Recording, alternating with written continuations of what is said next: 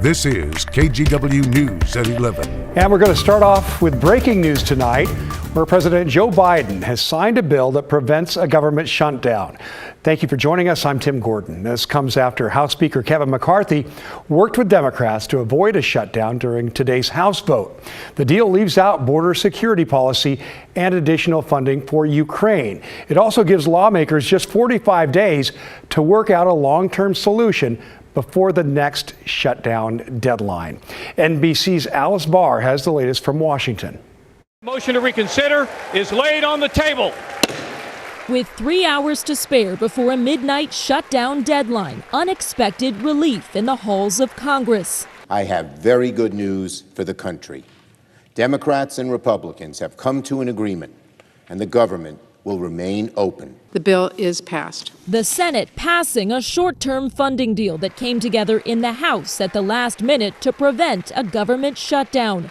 Republican House Speaker Kevin McCarthy defying hard-right members of his own party by putting a bill on the floor that extends government funding for 45 days without adding spending cuts or new border security policies. It passed with more Democratic votes than Republican. When are you guys going to get over that it's all right that you put America first? That it's all right if Republicans and Democrats join together to do what is right? The move could push conservative hardliners to follow through on their threats to try and kick McCarthy out of the Speaker's job. If somebody wants to make a motion against me, bring it. There has to be an adult in the room. One Democratic senator initially objected to the deal because it does not include funding for Ukraine, but leadership is promising to take that up separately. I'm confident the Senate will pass further urgent assistance to Ukraine later this year. Urgent priorities yet to be resolved, with 45 days to go until the next shutdown deadline. In Washington, Alice Barr, NBC News. All right, now let's take a look outside on this Saturday night and down on the bricks at the square. A lot of sunny weather ahead of the first day of October tomorrow.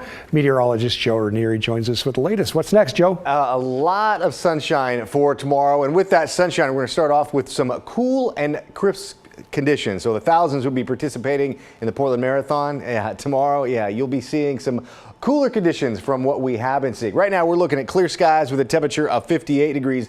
Those clear skies will hold true overnight and to much of tomorrow. Again, the Portland Marathon is going to be clear and cold. We'll warm up really quickly by, I'd say, 10:30 or so, 9:30. We'll start to see temperatures in the low 60s, but lots of sunshine for tomorrow.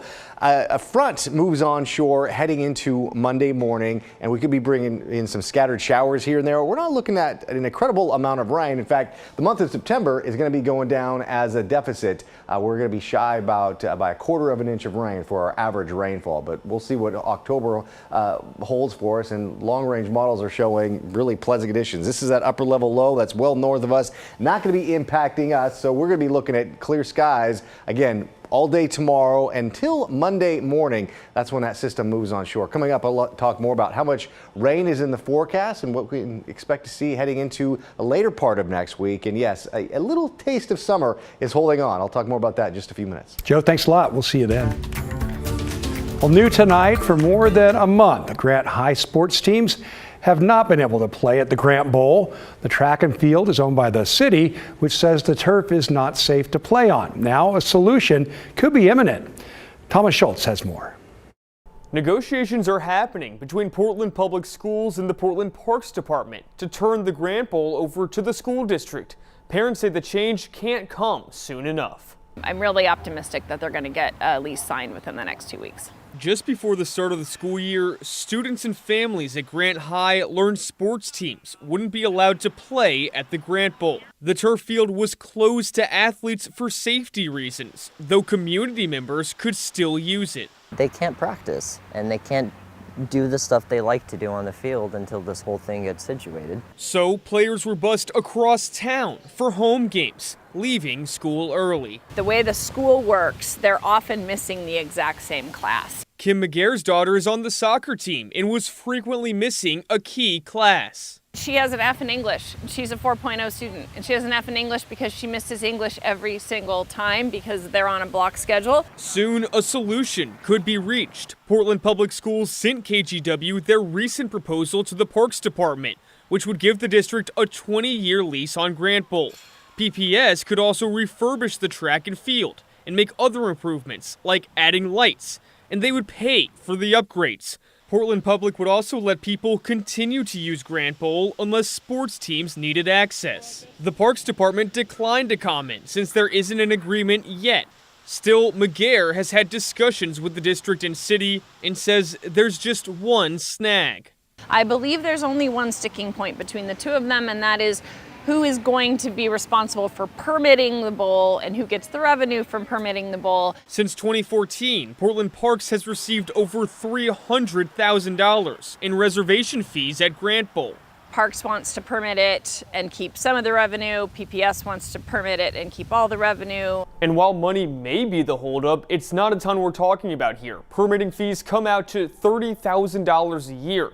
And McGair says Grant High administrators are hopeful this will be resolved soon, and the field will be safe to use by late February. Thomas Schultz, KGW News. Now, switching gears to developing news now, where a Polk County Sheriff's deputy was shot during an officer-involved shooting near Salem. This happened at 1:30 this morning on Highway 22. Oregon State Police say it left one suspect dead, a second suspect hurt, and a third suspect arrested. During the investigation, Highway 22 was closed in both directions at Dokes Ferry Road and College Drive Northwest. The sheriff's office said the deputy's injuries are not life-threatening. And there will be no school on Monday for some students in the Tigard-Tualatin School District. This comes after a bomb threat connected to a viral video prompted evacuations this week.